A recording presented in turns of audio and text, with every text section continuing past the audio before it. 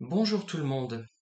Hier, vers, allez, on va dire entre 16 et 19 heures, même 19h30, j'ai failli sombrer dans une grave dépression. Enfin, j'étais vraiment complètement découragé, vraiment profondément découragé.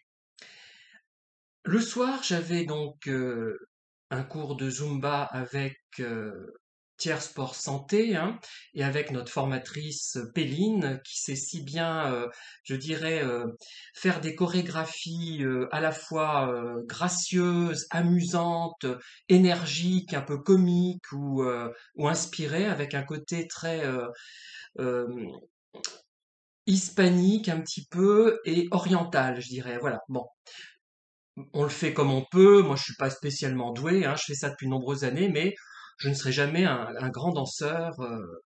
Je ne serai jamais un Fred Astaire, ni un Rudolf Nureyev, voilà. Bon, bref, le problème n'est pas là. Et je me suis dit, mais je vais pas y aller. Je n'en peux plus. Là, je pouvais plus. Enfin, j'étais paralysé pendant plusieurs. Je l'ai pas montré, mais j'explique maintenant que j'en suis sorti. Je me suis dit, mais je suis dans ce groupe. On doit être peut-être une trentaine d'inscrits. Il y en a souvent entre 15 et 20 qui viennent régulièrement. On va dire 30. Je suis le seul homme. Lorsque j'étais à Beaumont, il y avait des cours comparables, aérodance, Zumba, etc. Et en Zumba, la première année, on devait être trois hommes. La deuxième année, il n'y avait plus personne, mais moi j'avais arrêté aussi puisqu'il y avait trop de monde. On se bousculait, c'était une vraie catastrophe. On était 200 dans cette salle de Beaumont. Et vraiment, c'était trop. Voilà. Et j'avais fait de l'aérodance, par contre. Alors combien on était là, je ne saurais pas vous le dire. Peut-être une trentaine. J'étais le seul homme, à tel point que plusieurs fois de suite, des élus s'en sont émus, si je puis dire, et sont venus me voir comme si j'étais un mélange d'amusement, d'admiration et de stupéfaction, alors qu'en fait, c'est quelque chose de qui devrait être très banal, aussi bien pour un homme que pour une femme, sachant tout de même que les femmes, par rapport à des pratiques comme le grand écart, je pense qu'elles sont plus aptes à ce genre de pratiques dans la mesure où leur corps est adapté à l'accouchement. Donc, je pense quand même qu'il y a plus de femmes souples que d'hommes souples. Mais il y a des pratiques de danse qui ne nécessitent pas une grande souplesse au niveau de l'écart des jambes, j'ai envie de dire, je sais pas comment on appelle ça.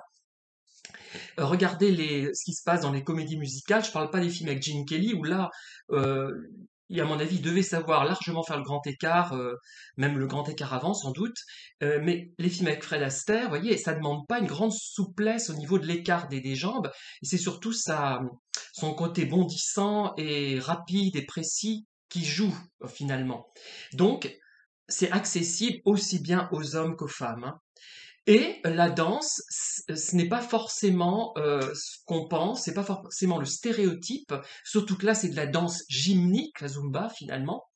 Il y a une partie très énergique, il y a des mouvements très fins et en même temps des mouvements très abrupts qui correspondent à l'idée absurde qu'on peut avoir d'un mouvement masculin. Effectivement, voilà. Donc, et j'ai remarqué que d'une manière générale, j'ai l'impression que je fais des mouvements un peu abrupte, de façon plus décidée que ne font les femmes. C'est l'impression que j'ai, alors que je suis plus en difficulté peut-être avec d'autres petits mouvements plus fins. Il faut le dire, faut dire ce qui est, mais ça, ce n'est pas forcément parce que je suis un homme, mais c'est parce que c'est moi. J'ai toujours été pâteau, donc je vais pas devenir subitement.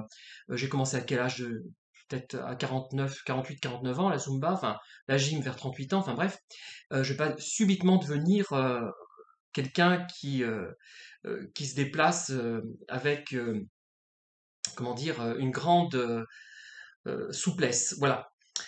Mais quand même, je me suis dit, mais c'est pas possible. On est à peu près, on va dire, allez, on va être gentil, 5% à pratiquer cette danse gymnique. C'est même pas de la danse en plus, directement, puisque le but, bon, c'est de la danse pour faire de l'exercice physique, ce qui fait qu'on peut se permettre d'être moins bon et comme on n'a pas un partenaire ou une partenaire, on n'a pas si on se trompe, c'est moins grave, à part que si on se recule trop, on rentre dans la personne carrière. Bon, c'est pas toujours facile. Moi, je me mets devant pour bien voir les mouvements de la prof que je calque parce que j'ai du mal à mémoriser. Donc, les mouvements. Et vraiment, je me suis dit, c'est pas possible, la société n'évolue pas. On reste sur ces stéréotypes, on croit que la société évolue, mais pareil pour les homos, vous remarquerez, si vous êtes homo vous-même, hein, que les homos comme moi, déjà, ne passent pas bien parce qu'ils ne sont pas assez masculins, selon les critères imbéciles de la masculinité, bien évidemment. Ils font trop intellectuels, donc ça passe pas. Même chez les homos, il y a une homophobie intériorisée, mais ce qui est normal malheureusement, hein. On ne peut pas sortir de siècles de discrimination et de droits méprisés, piétinés en quelques décennies, en quelques années, ce n'est pas possible. Voilà. Et vous voyez, quand on est homo, il faut adopter l'allure hétéro. Il y a vraiment un gros problème de sexisme et je dirais que seuls les homos, hommes, qu'on appelle les gays, je n'aime pas trop le terme gay parce que ça fait un peu homo à la mode pour moi. Donc c'est peut-être voilà. Et je n'utilise pas beaucoup le terme lesbienne parce que je pense qu'il y a homosexuel, EL à la fin ou E, deux L, E. Voilà. Moi, je préfère ça, hein, c'est un choix, ce qui fait que, et je mets à part, comment dire, dans l'aspect discrimination, les transgenres, c'est un peu dit, je crois que c'est une autre problématique encore. Je suis pas sûr que ça obéisse à la même discrimination et au même, je sais pas comment dire. Je préciserai les choses quand j'aurai peut-être une idée plus précise, quand j'aurai mieux compris. Donc homosexuel, homme ou femme. euh, Par exemple, les homosexuels hommes, une collègue d'ailleurs qui était légèrement homophobe, une collègue écrivaine, mais enfin légèrement, très légèrement, je dirais, comme ça, bon, on l'est ou on l'est pas, vous me direz, mais bon. Et elle me disait qu'elle aimait bien les homos parce qu'ils s'autorisaient des choses que les autres ne s'autorisaient pas. C'est-à-dire que, effectivement, moi j'ai une identité qui emprunte aussi bien aux femmes qu'aux hommes. Je n'ai pas honte d'aimer les activités connotées femmes ou connotées hommes. Si elles me plaisent, c'est comme ça, hein. Si un jour, à un moment donné, j'ai eu envie de faire du tricot, mais ça m'a vraiment rebuté très vite et j'ai laissé tomber, hein, voilà. Mais je n'aurais pas eu de complexe à m'installer sur un banc public et à faire mon tricot, hein. Alors pas du tout. Vous voyez, bon, voilà, après ça paraît, mais ça c'est un geste incroyable et c'est un risque incroyable, hein, je vous assure. À l'heure actuelle, il y a vraiment euh, les homos qui vont passer, c'est ceux finalement qui ressemblent aux hétéros. Et je sais qu'il y a peu de réponses par rapport à ces vidéos-là, parce que je crois que les gens ne se rendent pas compte du tout. Ceux qui ne sont pas homos ne se rendent pas compte de la difficulté que nous rencontrons, par exemple, dans des groupes comme ça, où il n'y a que des femmes. Il y a peut-être maximum, en étant généreux, en comptant Paris, 5% d'hommes hétéros d'ailleurs, hein, qui participent à ces séances de danse gymnique, on va dire, hein, pour faire plus simple. Et moi, je trouve ça très très grave qu'on en soit encore là, que les stéréotypes de genre, la danse pour les filles, la gym pour les filles, le foot ou la musculation pour les garçons, quoique la musculation et la gym, ça se rejoint. Pour moi, la gym, c'est une musculation un peu soft. Qu'on en soit encore à des inepties comme ça perdure, y a rien à faire. On a beau avoir eu Fred Astaire et Gene Kelly, j'en cite deux parce que enfin, de ceux que je connais, parce que je m'intéresse beaucoup à cette époque, il y en a beaucoup d'autres hein, qui ont suivi, ben ça ne suffit pas. C'est accepter la danse pour un homme quand il danse vraiment très très bien, quand c'est un grand talent comme Fred Astaire ou un danseur étoile, voilà, là ça passe. Mais sinon, on n'a pas le droit, on est cloisonné et nous autres homos, nous avons le devoir, je crois, de faire évoluer les choses. Au bout d'un moment, je me suis dit, je laisse tomber tout, je n'en peux plus. J'ai l'impression de parler tout seul et que beaucoup de gens n'ont même pas conscience de tout cela. Les associations gays et lesbiennes, ou homo, je veux dire, allez, homo, hommes et femmes, me voient comme un empêcheur de tourner en rond. J'ai l'impression de leur prendre des parts de marché. Rappelez-vous ce qui s'est passé avec Paris par Rose, là, enfin, etc. Claire Underwood, qui avait pris donc Claire Underwood, c'est un personnage de film, enfin de série télévisée. Il me voit comme voilà, donc j'ai l'impression de parler, prêcher dans le désert.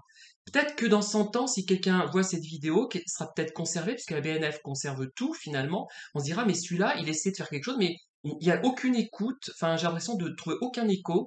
Ce sont des choses très graves. Moi, je trouve pas que ça soit anodin du tout qu'il y ait que j'ai été le seul en Zumba pendant des années, enfin, à un moment donné, en aérodance, il y en avait un autre, un jeune, qui avait 20-25 ans à l'époque, il y a de cela 15-20 ans, je sais pas exactement, et qui participait, mais c'est tout.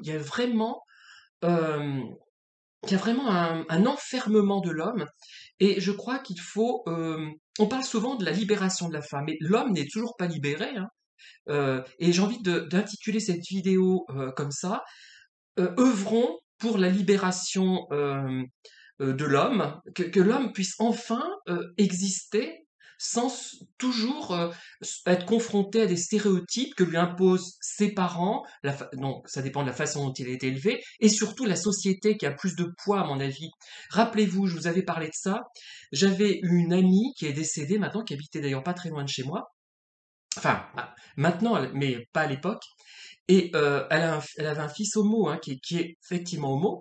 Elle était tout à fait homophile, elle était tout à fait, elle comprenait absolument pas l'homophobie. Et bien son fils, qui était homo, ne le disait pas, hein. Et il y a encore plein de gens qui sont en dépression à cause de moi directement, hein, je le dis. Enfin, je ne veux pas citer de cas, parce qu'ils se disent, tiens, moi j'ai 20 ans de moins que Pierre Calmar, qui a 50, bientôt 56 ans, et moi, je me suis laissé aller, je me suis mis en ménage avec une fille, et je ne voulais pas.